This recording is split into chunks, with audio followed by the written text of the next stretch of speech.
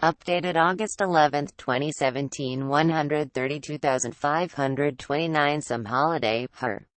The president has spent his first so-called week off tweeting up a storm.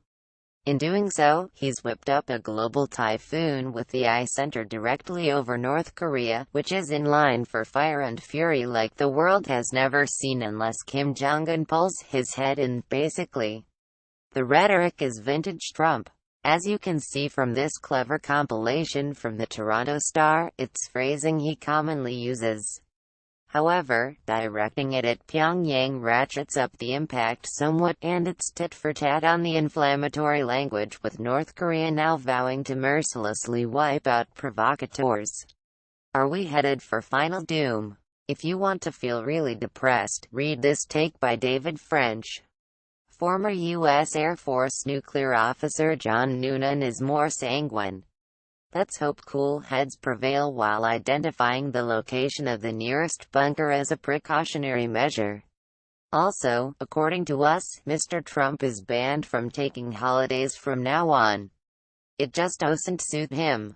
Anyway, justification for acting against North Korea is hard to find, although, according to the Fox News religious report, President Trump can do so because of the Bible. Deputy Assistant to the President, Sebastian Gorka, was more explicit in his warnings on Fox. Ian Hannity of Fox News thought the stakes were so high that he'd put petty politics aside for 12 hours vacation, not. Like we said, all this comes as the president continues his working vacation at his golf resort in Bedminster, New Jersey. And despite numerous snaps of POTUS purportedly playing golf such as here and here, he has gone to great lengths to dispel commentary that it's a vacation. Americans have particular disdain for vacations. The idea of being seen to take a vacation is some sort of strange sign of weakness. Most Americans are lucky to get a couple of weeks holiday per year. Mr. Trump also went to great lengths to criticize his predecessor for 1. Playing golf and 2. Taking downtime. Philip Bump from The Washington Post is keeping close track of how much time the president is spending out of the office. Speaking of vacays, President Vladimir Putin looked very relaxed during his time off in Siberia. Bearskin warning. And while the North Korea rhetoric has taken attention off Russia this week, The Washington Post reported the FBI raided the Virginian home of former campaign chairman Paul Manafort. The raid, although a little salacious, doesn't come as too much of a surprise. Mr. Manafort's connections to Russia have been well documented. Before former press secretary Sean Spicer stepped away from the White House, he even described the former chairman as somebody who played a very limited role, for a very limited amount of time.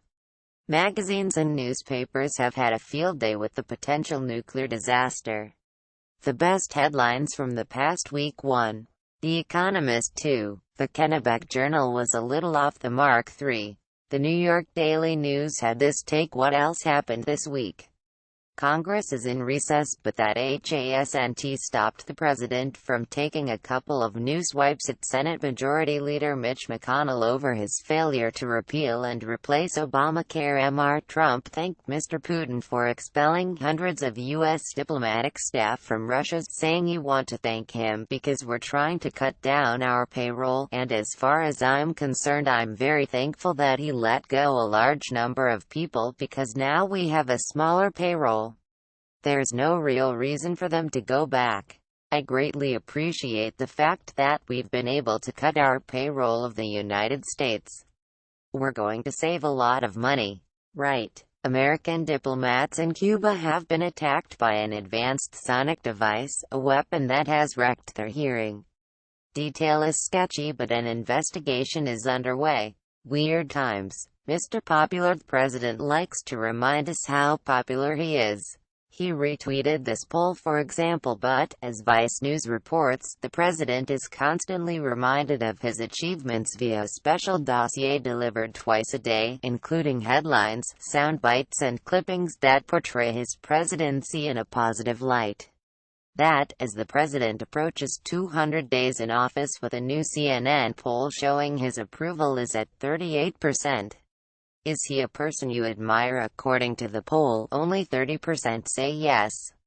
Despite it all, there's no guarantee Democrats will take a sweeping victory anytime soon.